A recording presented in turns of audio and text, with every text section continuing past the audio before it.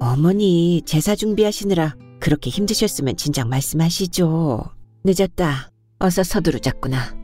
보세요 어머니, 제사 음식도 이렇게 사서 하면 돼요. 자, 오늘은 정연네가 매를 푸게. 매는 제사 준비하느라고 수고가 많은 사람이 푸는 것이네. 그릇이 골치 않게 좀 더 꾹꾹. 제사 때마다 늘 이렇게 꾹꾹 눌러 담았잖아요. 그런데 우리는 왜? 눕그릇. 이병순.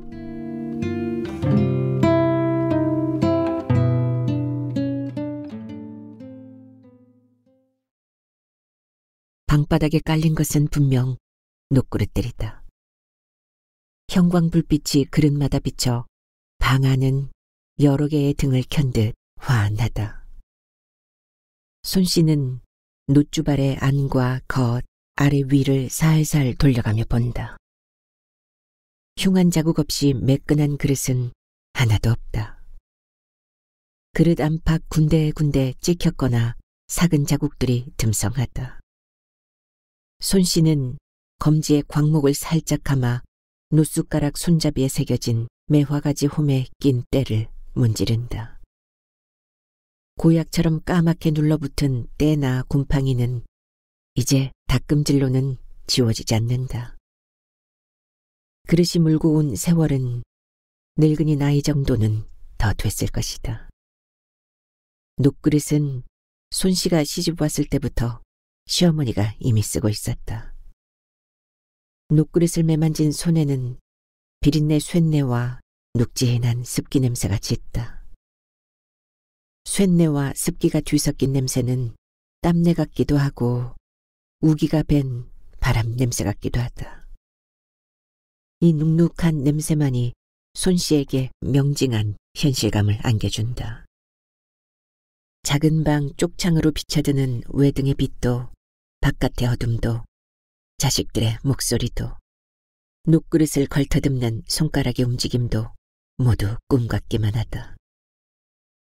작은 며느리가 보시기, 옹파리, 종발 등을 채반 쪽으로 끌어옮긴다. 채반에 담긴 제수는 여느 제사 때보다 적다.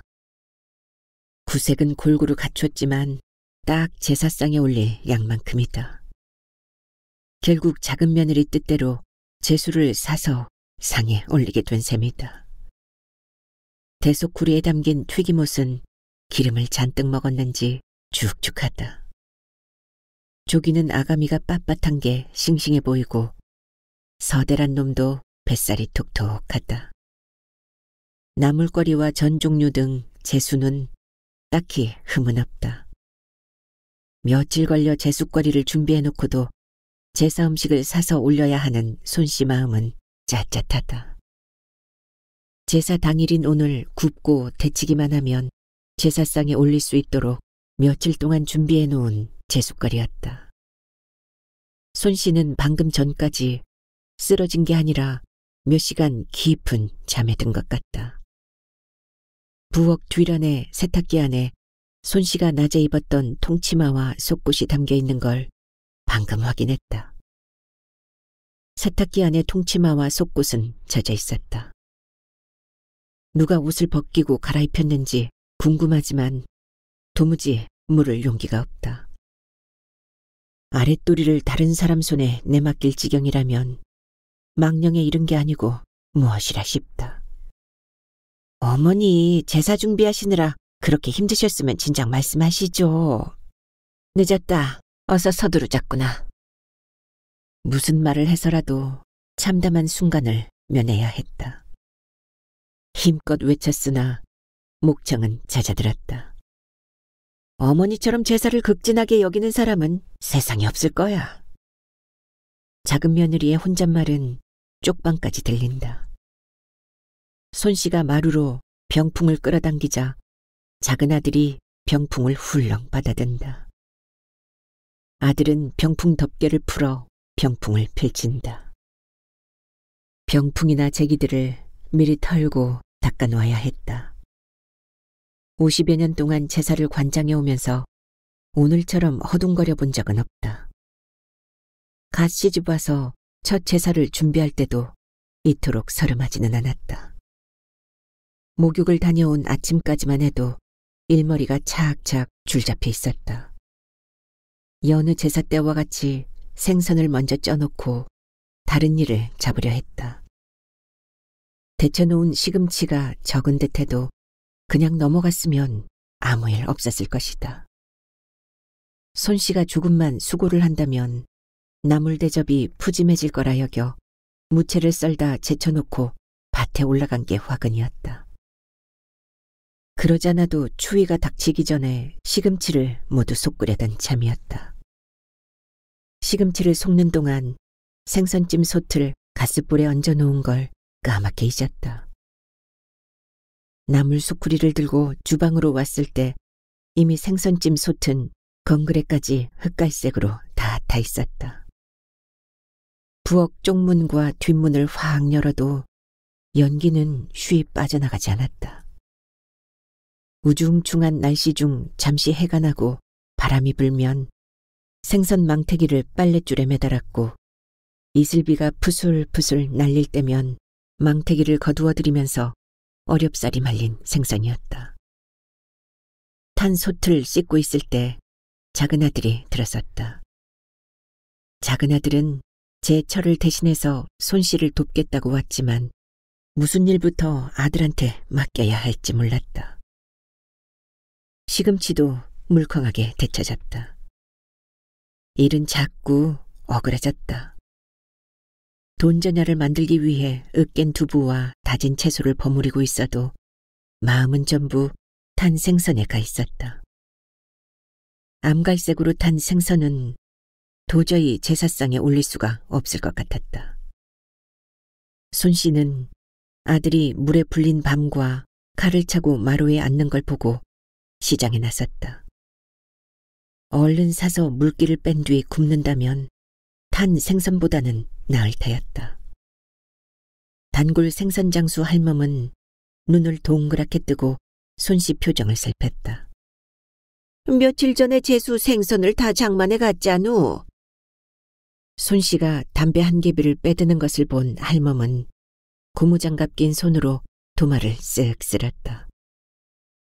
장터에서 산전수전을 겪은 장사꾼답게 생선장수 할멈은 손씨의 된 사정을 가늠한 것 같았다.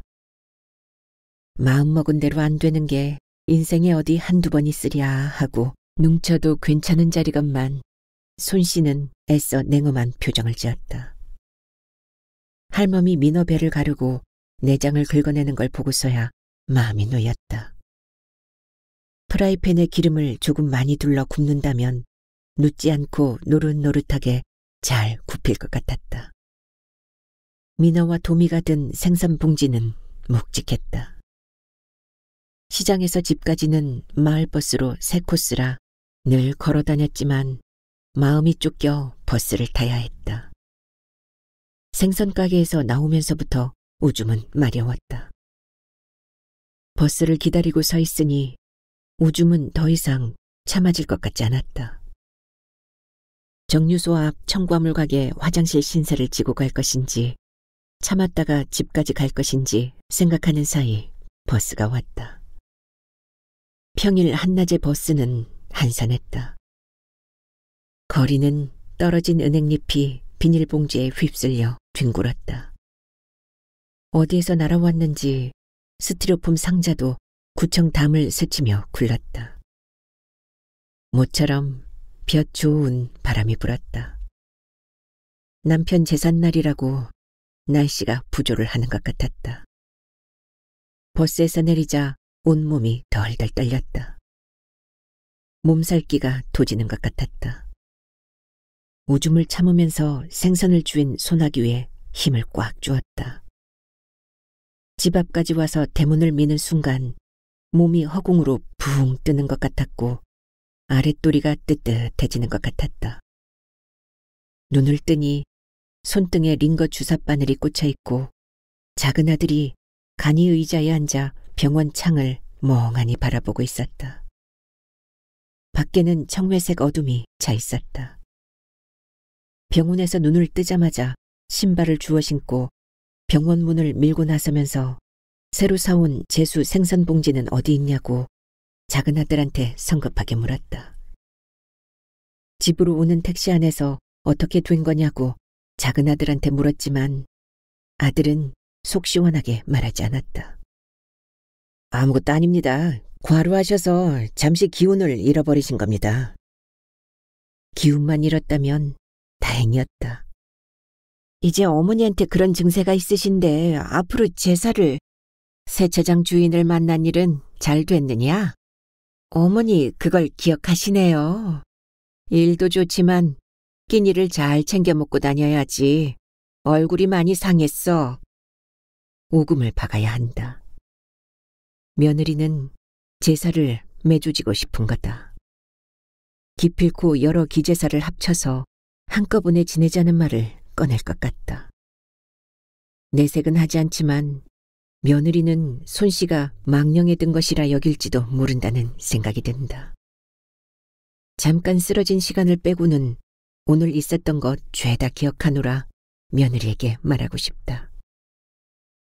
오늘 아침 일찍 며느리는 손씨에게 전화를 걸어 보험 계약이 있다며 늦을 거라 했던 것과 며느리는 오늘 만날 계약자를 고객으로 끌어들이기 위해 오랜 시간 공을 들였다는 말까지 기억했다.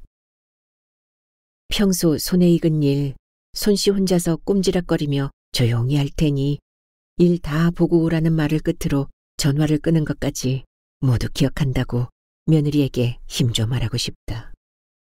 정연네.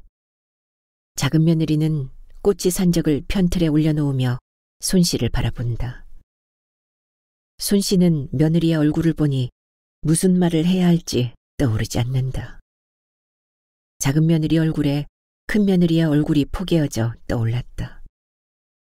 큰아들 내외가 이혼만 하지 않았더라도 작년부터 큰아들이 제사를 지냈을 것이다. 작년에 시아버지 제사를 끝으로 손씨는 제사에 손을 떼기로 자식들과 의논이 됐다. 손씨가 70살이 넘어서부터 큰아들이 제사를 갖고 가겠다고 했다. 한 해만 하다 보니 78까지 제사를 쥐고 있게 되었다. 저희가 제사를 맡으면 전 녹그릇 대신 목기로 하려고요. 큰며느리의 요구는 대단한 것이 아니었다. 무겁고 관리하기 버거운 녹그릇은 손씨도 내키지 않았다. 평생 써왔던 그릇을 굳이 없앨 이유가 없었기 때문에 녹그릇을 쓸 뿐이었다. 손씨는 동사무소 가는 길에 대형마트 입구에 내놓은 목기를 볼 때면 한참 동안 그 앞에 서성거렸다. 좋은 때가 되면 참나무로 만든 제기를 새로 장만하려는 마음은 오래전부터 갖고 있었다. 그릇뿐만 아니라 예에 크게 벗어나지 않는다면 큰며느리가 하는 대로 내맡길 요량이었다. 제사상에 생선 한 마리에 나물 한 접시만 올린다 하더라도 그것은 큰며느리 방식이었다. 큰며느리 하는 방식에 간섭하지 않으려고 했다. 그러나 큰며느리는 떠났다. 윤달에 맞춰 병풍과 제기를 새로 장만해서 큰아들 내에 보내려고 했던 계획이 허물어지자 혼자 이런저런 생각을 꿰맞췄던 게 객적기만 했다. 큰아들이 의류 매장을 한다고 할 때 완강하게 말렸어야 했다. 아들은 이미 다단계 사업에 실패하여 제 집마저 잃은 상태였다. 조급증이일수록 마음을 누기고 가만히 있어 보는 것도 고비를 헤쳐가는 묘안이라고 아이 어르듯이 큰아들을 다일렀다. 이미 사업 계획에 붕 떠있는 큰아들에겐 어떤 말도 먹히지 않았다. 40여 평 되는 손씨의 낡은 슬래브 집마저 큰아들의 사업 미천으로 은행에 잡혔다가 날려버렸다. 그 즈음 슬래브 집을 처분해서 자그마한 아파트로 옮겨가라는 자식들의 말이 오고 갈 무렵이었다. 손씨는 떠나는 큰며느리를 붙들 염치가 없었다. 큰아들 내외는 평소에도 이혼이라는 말을 자주 입에 달고 있던 터였다. 불화를 일으킨 쪽은 아들인 것 같았다. 큰며느리는 중학생 2학년생과 초등학생 6학년인 손녀들을 데리고 제 언니가 있는 캐나다로 떠났다. 큰아들은 작은아들보다 늦게 장가를 들어 큰아들 자식들은 작은아들 자식보다 더 어리다. 며느리가 떠난 뒤 아들은 제 친구가 하는 라텍스 사업을 배우겠다고 캄보디아로 간다 했지만 큰아들한테서는 아무 소식이 없다. 작은 며느리는 이 기회에 다른 집처럼 여러 기제사를 한꺼번에 모아서 지내자고 했다. 보세요, 어머니. 제사 음식도 이렇게 사서 하면 돼요. 작은 며느리가 펼친 광고 전단지에는 제사상이 차려진 사진과 가격대가 적혀 있었다. 사진 속의 제사상은 화려했다. 돈이 좋은 것인지 제사가 내몰리는 것인지 얄망구준 기분이었다. 손자가 제기에 담긴 음식을 쟁반에 받쳐들고 규자상으로 나른다. 손자가 마루에 발을 디딜 때마다 마루에서 찌걱거리는 소리가 난다. 마루라고 해보아야 몇 쪽밖에 안 되는 쪽마루다. 다른 집 고3들은 제사 같은 집안 행사를 제쳐놓고 공부에만 몰두한다던데 엄마는 참 제사도 모르고 조상도 모르는 다른 집 고3들하고 나하고는 다르지. 난 공부보다 인간의 도리를 우선으로 여기거든. 제 어미의 말에 응수하는 손자는 제법 능청스럽다. 허리가 길쭉한 것도 빼빼 마른 것도 제 아비를 닮았고 대면대면 한 면은 제 어미를 닮은 것 같다. 부펜을 쥐고 고개를 숙인 아들의 옆모습은 홀쭉하다. 술에 쓸린 흔적일 게다. 아들이 저녁마다 술에 취해 들어온다는 며느리의 하소연을 여러 번 들었다. 아들에게 요즘 술이 아니면 무엇이 위안이랴 싶어 며느리의 말을 잠자코 듣고만 있었다. 아들은 지방을 여러 장 써서 방바닥에 펼쳐놓았다. 지방에 쓰인 글씨체는 모두 같아 보인다. 그런데도 아들은 어느 글씨가 더 낫냐고 굳이 묻는다. 작은 아들은 철강회사 생산 라인 주임으로 있으면서 노조에 깊이 관여하는 통에 일자리를 잃었다. 띄엄띄엄 난일은 하는 것 같았지만 마땅한 일자리를 찾지 못한 것 같았다. 아들은 법무사를 하는 제 친구 사무실에 가서 일을 거둔다고 했지만 거기서 기난 일을 하는 것 같지 않았다. 작은 아들은 가끔 낮에 손 씨를 불쑥 찾아와 점심을 먹고 팔베개를 하고 한참 누웠다가 나가곤 했다. 작은 며느리가 보험 설계사를 해서 새 식구의 호구지책은 겨우 하는 눈치였다. 할머니 전화 받으세요. 손자가 수화기를 손씨 귀에 대준다. 윤보살이다. 콩고물이 묻은 손을 털고 수화기를 잡고 귀에 바짝 댄다. 윤보살은 오늘 낮에 노인정에 모여 호박전을 부쳐먹기로 했는데 왜 안 왔냐고 묻는다. 오늘 우리 영감 매 울리는 날이네. 참 성님 집에 이맘때 제사가 있었죠. 지금 한창 바쁘실 텐데 이만 끊겠어요. 내일 나물밥이라도 먹으러 오라 말할 틈도 없이 전화는 끊겼다. 눈치와 체면이 빠른 윤보살이다. 윤보살의 말은 귀청에 오물오물 고였다가 귀 속으로 왈칵 넘어간 것 같다. 윤보살의 목소리를 들으니 정지된 시간들이 또박또박 살아 움직이는 것 같다. 손씨에겐 윤보살은 늘 현재이며 현실이다. 요즘 손씨가 자주 어울리는 사람은 윤보살이다. 윤보살은 집에 신주단지를 모시고 있지만 내놓고 무속인 티는 내지 않았다. 나이는 손씨보다 6살 아래지만 노인정에 나오는 여느 늙은이보다 속이 웅숭 깊고 무슨 말을 주고받아도 뒤가 꿍하지 않았다. 가끔 윤보살은 비손거리를 맡으면 손 씨를 데리고 갔다. 윤보살은 비손이 끝나면 담뱃값이라도 하라며 손 씨 주머니에 지폐 몇 장을 꿰질러 주었다. 갑갑하던 터에 밤바람을 쐬게 해주는 것도 고마운데 담뱃값까지 받자니 내키지 않아 한사코 거절을 했지만 손 씨는 윤보살의 고집을 당하지 못했다. 담장에 참새떼가 앉았다 날아가도 마음이 허전할 때가 있었다. 그럴 때면 멀쩡한 이불 호청을 뜯어 씻었다.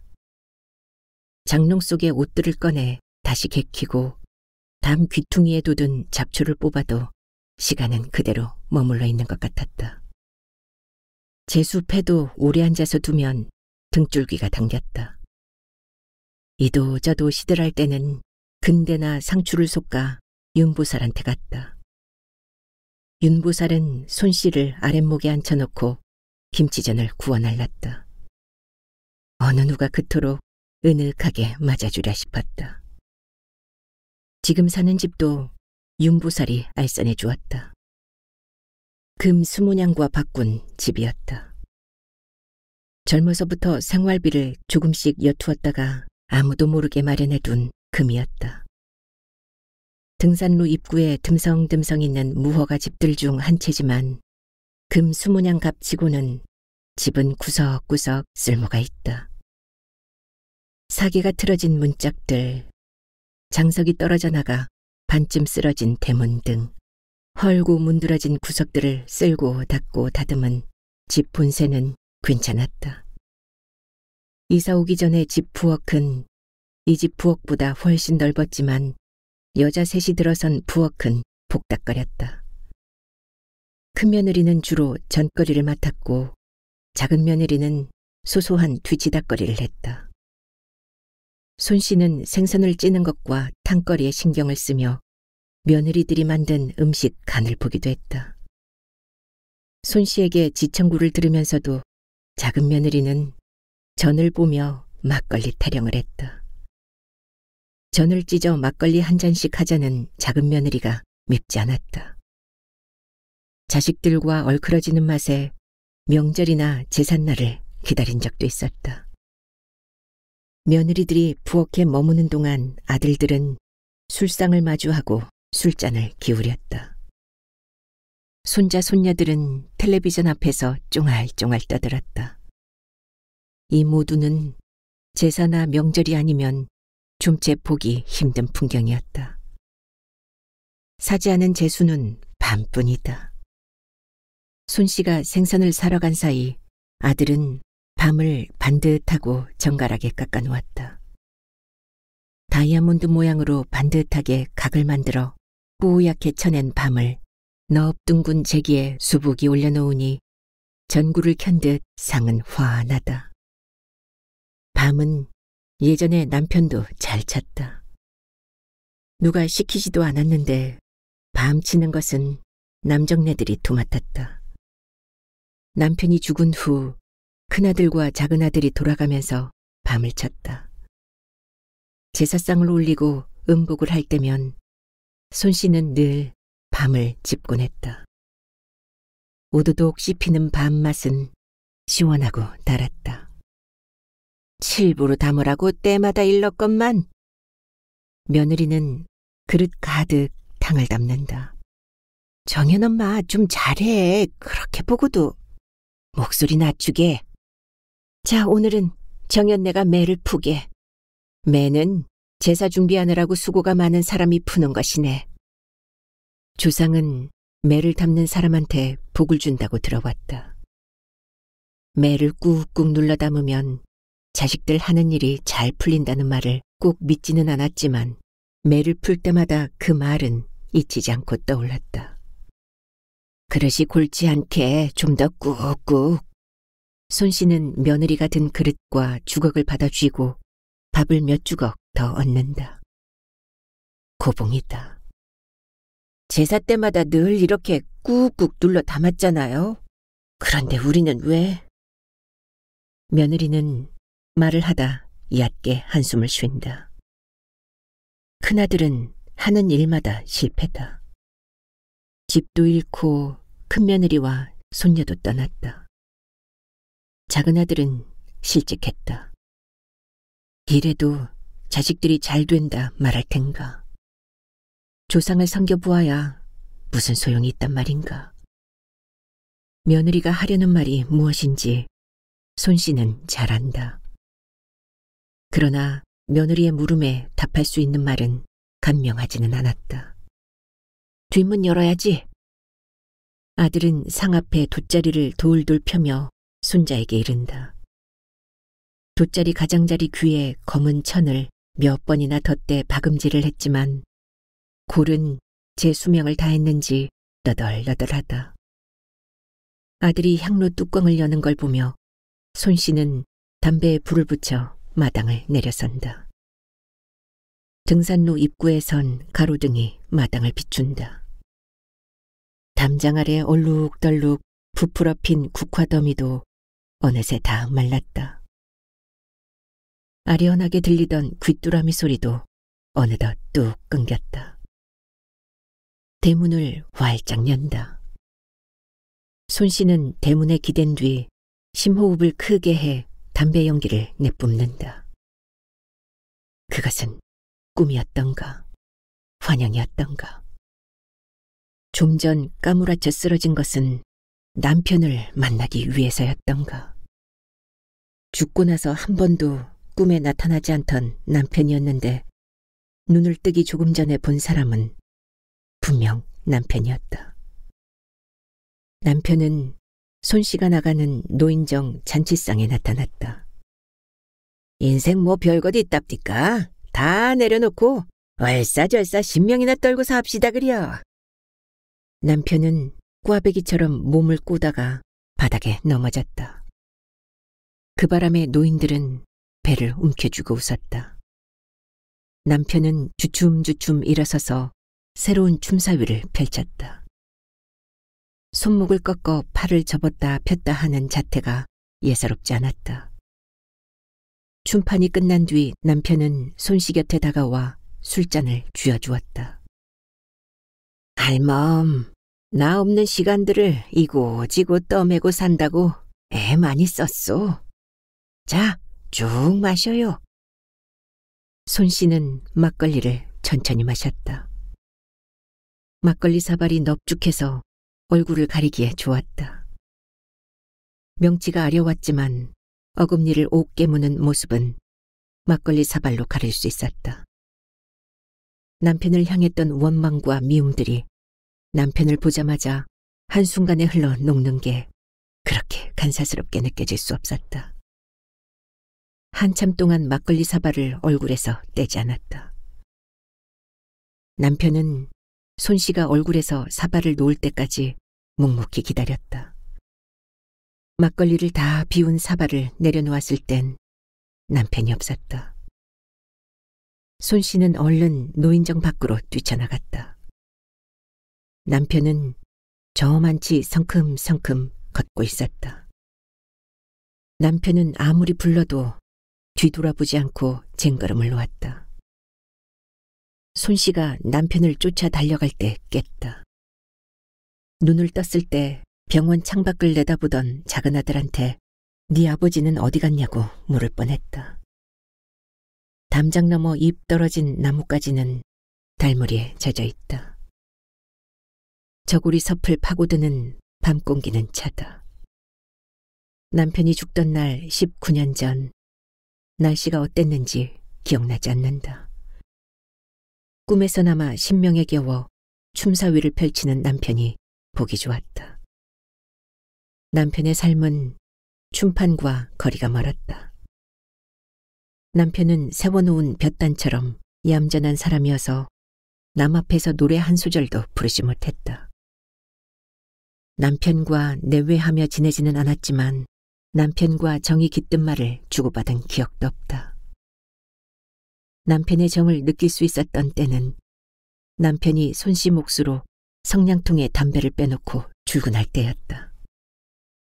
남편은 성냥통에 담배를 빼놓는 일을 하루도 거르지 않았다.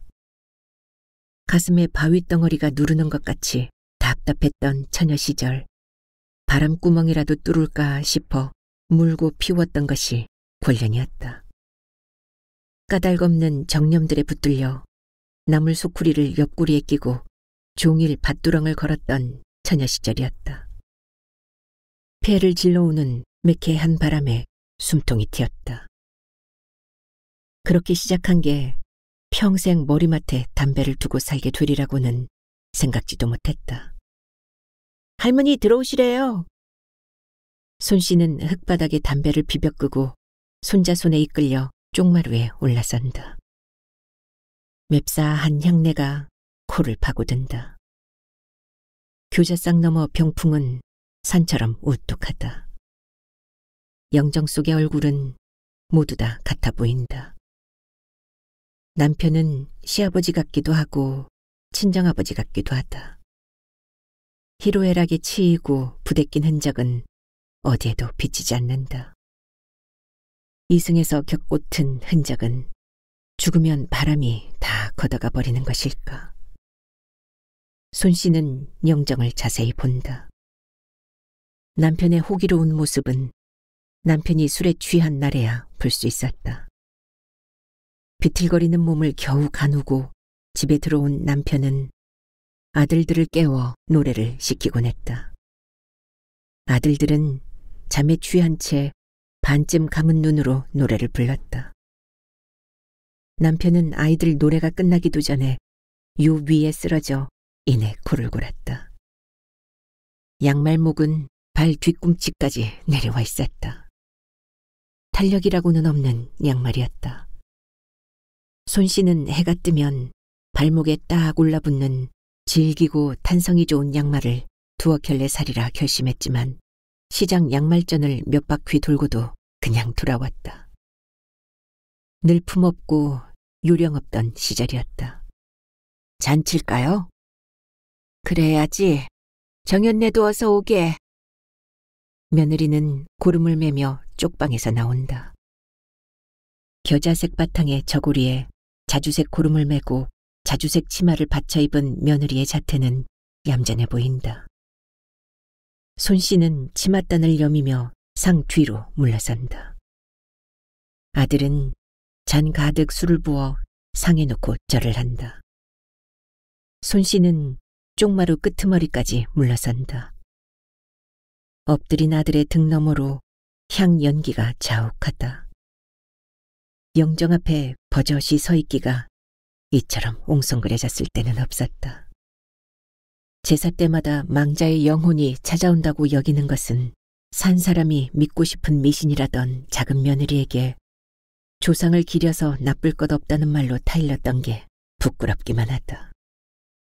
손씨는 제사를 내던지려고까지 하지 않았던가.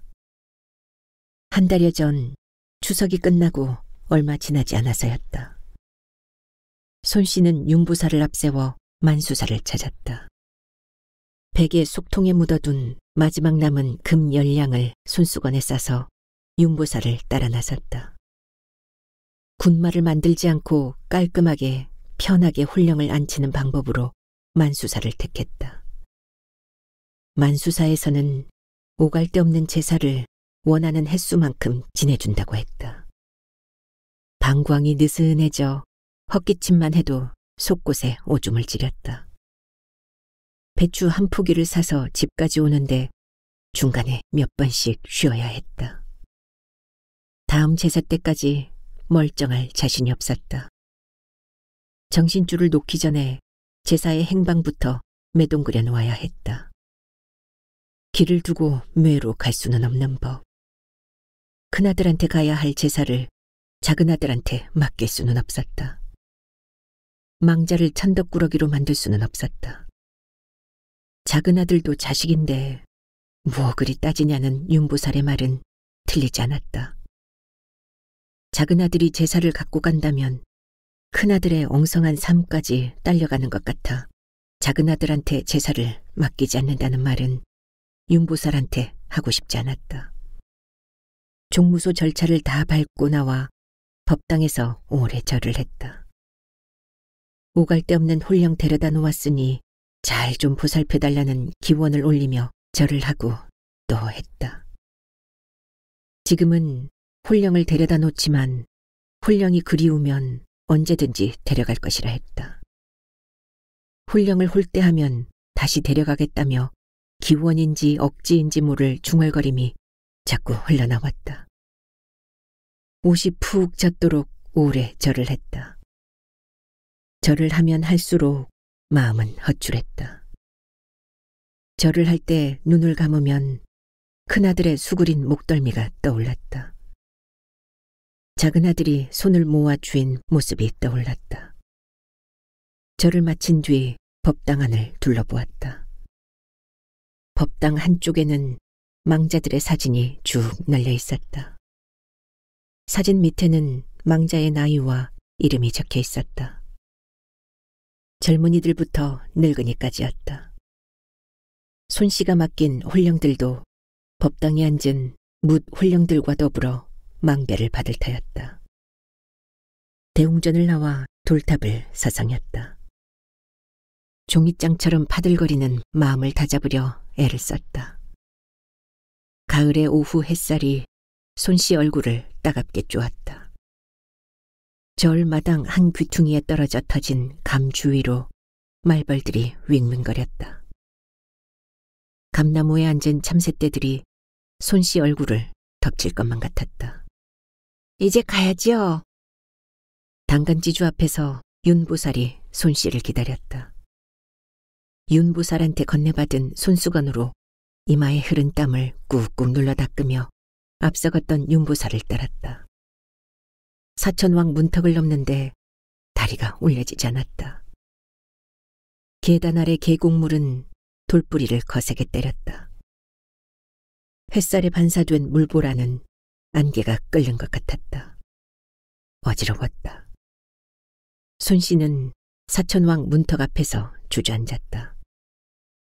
손씨 팔을 잡으려던 윤보살의 손을 뿌리치고 회오리처럼 급히 종무소로 발길을 되돌렸다. 소장님. 손씨는 두 손을 맞잡고 종무소장을 낮게 불렀다. 어떤 식으로 제사를 맡아주는지 알아보려고 했지 제사를 맡기려고 했던 것은 아니라며 제사를 다시 가져가겠다고 사정했다. 이 늙은이가 변덕과 주책을 부렸습니다. 손씨는 자신이 무엇인가 씌었던 것 같았다며 말을 다둥거렸다. 종무소 소장은 손씨 말을 끝까지 다 듣고 조용히 웃었다. 보살님 마음 편하실 대로 하십시오. 부처님은 산자, 망자 가리지 않고 모두를 돌보십니다. 보살님이 원하시는 때 언제든지 다시 오십시오. 소장 목소리는 햇나물처럼 나긋나긋했다. 절 계단을 내려오면서 몇 번이나 발을 헛디뎠다. 윤보살은 왜 마음을 바꾸었는지 묻지 않았다. 콸콸 흐르는 계곡물 소리만 산속을 메웠다. 만수사를 다녀온 그날 손씨는 뭉쳐놓았던 녹그릇을 꺼내 방 안에 쭉 펼쳤다. 천년 묵은 고목처럼 구석에 버티고 있던 녹그릇 상자였다. 젊었을 적 어디엔가 힘을 헐어내지 않으면 숨이 멎을 것 같이 답답할 때가 있었다. 그럴 때면 녹그릇을 닦으면서 한나절을 보내곤 했다. 팔에 힘을 주고 빡빡 문지르면 누르스름하던 그릇들은 햇살을 품은 듯 환하고 뜨거웠다. 목기나 스테인리스 제기에서는 결코 얻을 수 없는 감촉이었다. 녹그릇은 아무리 문질러도 햇살이 되지 않았다. 생채기도 지워지지 않았다. 그러나 더운 온기는 예전 그대로였다. 넙대대한 노사발은 손씨를 향해 떠죽떠죽 웃는 것 같았다. 이별의 고통은 내치는 쪽의 몫이라는 걸 몰랐느냐고 손씨를 비웃는 것 같았다. 정인과 영원히 헤어지는 방법은 정인과 영원히 함께 사는 것이라고 말하고 있었다. 손씨는 무릎을 꿇고 두 손을 바닥에 대고 그릇 안을 들여다보았다. 춥상한 그릇의 바닥에는 형광 불빛이 얼룩처럼 고여 있었다. 얼룩에는 형광 불빛 말고 손씨 그림자도 함께 어른거렸다. 주발을 손가락으로 튕겨보았다. 덩. 맑고 둔중한 소리였다. 손씨는 그릇을 모두 튕겨보았다. 덩덩. 종소리에 파문 같았다. 녹그릇을 매만지다 지쳐 시계를 보았을 땐 새벽 2시가 넘어 있었다. 향연기가 상앞에 자욱하다. 두 손을 돗자리에 대고 엎드린 아들의 등은 좁다. 목패에 붙은 지방의 글씨는 또박또박하다. 현구 학생 부위 군신 위. 손씨는 영정을 다시 바라본다. 남편 얼굴 위로 큰아들 얼굴이 어른거린다. 손씨는 다 알고도 자식들한테 속아주었다. 어미는 자식이 말을 더듬을 때 더 많은 말을 하고 있다는 걸 안다. 큰아들이 가 있다는 캄보디아가 교도소라는 걸 융보살한테도 귀띔을 하지 않았다. 눈이 부리부리한 사람들이 집을 드나들 때부터 조짐을 예감했다. 큰아들이 붙들렸다는 걸 알았을 때 차라리 마음 한쪽은 편했다. 귀퀴한 뒷골목의 어둠 속을 숨어 다니는 것보다 제때 먹여주고 재워주는 철창안이 나을 거라 애써 자위했다. 그러나 아들이 조금이라도 세상을 어려워했다면 그렇게 크게 일을 벌이지 못했을 것이다. 세상을 업신여긴 죄, 큰아들한테 죄명을 단다면 그것이었다. 기왕 큰아들의 행방을 알고 있는 것, 작은아들한테 큰아들 면회를 가자 해볼까 하고 몇 번이나 마음을 먹고 또 먹었다. 옥살이는 언제쯤 끝나는지 궁금했지만 알 길은 없다. 아무것도 모르는 채 자식들한테 속아주려니 용이 쓰인다. 유색차, 감소, 고은. 작은아들의 목소리는 우렁차다. 손씨는 충문의 음조에 취해 슬며시 눈을 감는다.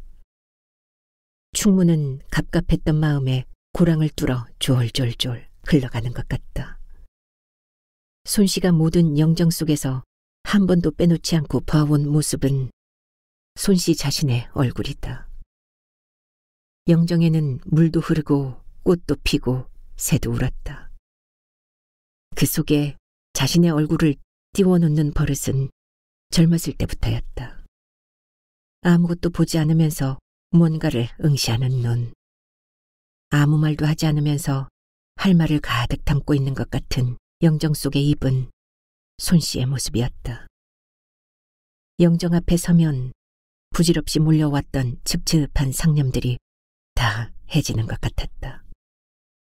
뒷뜰에 나뭇개비보다 못한 망자일지라도 망자를 만나는 날이면 가슴을 죄던 그물코가 툭툭 터졌다. 그것은 손씨가 제사를 기다린 은밀한 즐거움이기도 했다. 교자상 양 끄트머리에 촛대 받침대에선 촛농이 껄쭉하게 엉겨 있다. 손자는 제 아비가 받쳐든 술잔에 버금주를 따른다. 아들은 술잔을 잔반에 올리고 절을 한다. 아들 손자가 엎드린 등 너머로 향연기가 몽몽하게 피어오른다. 영감, 먼 길 오느라 수고했어요. 오늘은 정연네가 애 많이 썼어요. 맛있게 잡수고 가세요. 자식들이 상 앞에 절을 끝내고 나면 가끔 손씨의 마음에 둔 말 한 토막을 입 밖으로 내어보기도 했다. 아들은 잔을 휘휘 돌린 뒤 퇴죽 그릇에 술을 붓는다. 바람이 현관문을 덜컹덜컹 흔든다. 남편의 영정 위로 만수사 계곡물이 감실감실 흐른다. 계곡 돌뿌리를 훑는 세찬 물소리도 들리는 것 같다. 황망하게 흘러온 하루였다. 여느 하루는 쥐고 늘어진 것처럼 길었는데 오늘 하루는 도둑 맞은 듯 후딱 가버렸다.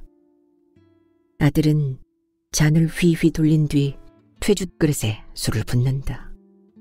아범, 나도 한 잔 다오. 손씨는 음복주를 들이켠 아들을 향해 손을 내민다. 아들은 잔에 찰찰 넘치도록 술을 따른다.